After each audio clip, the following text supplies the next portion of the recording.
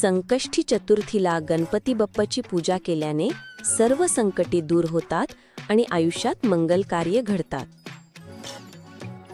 संकष्टी चतुर्थी. संकष्टी चतुर्थी हा हिंदू धर्मातील अतिशय पवित्र व्रत आहे.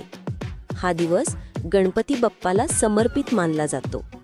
प्रत्येक महिन्याच्या कृष्ण पक्षातील चतुर्थीला हा व्रत येतो. महत्त्व.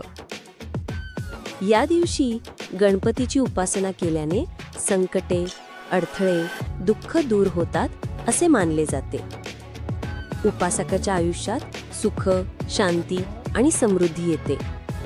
यालाच संकटमोचन चतुर्थी असेही म्हणतात. व्रत पद्धत. भक्त या दिवशी उपवास करतात.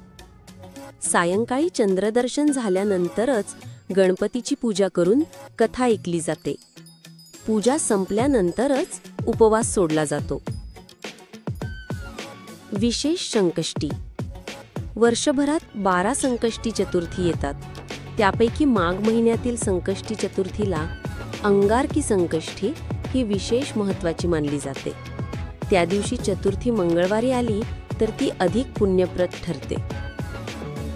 संकष्टी चतुर्थी कथा.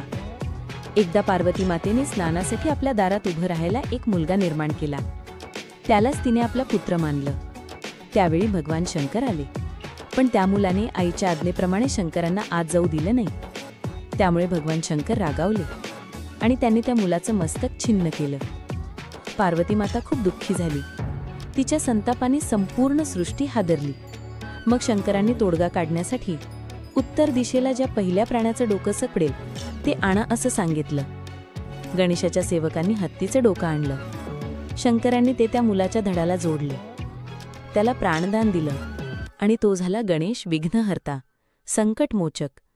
त्या दिवसापासून गणपती बाप्पाला संकटांपासून मुक्त करणारा मानलं जातं. फळ. ही कथा ऐकून व संकष्टी चतुर्थीचं व्रत केल्याने भक्ताच्या सर्व अडचणी दूर होतात. आयुष्यात सुख, समृद्धी आणि मंगलकार्य होतं.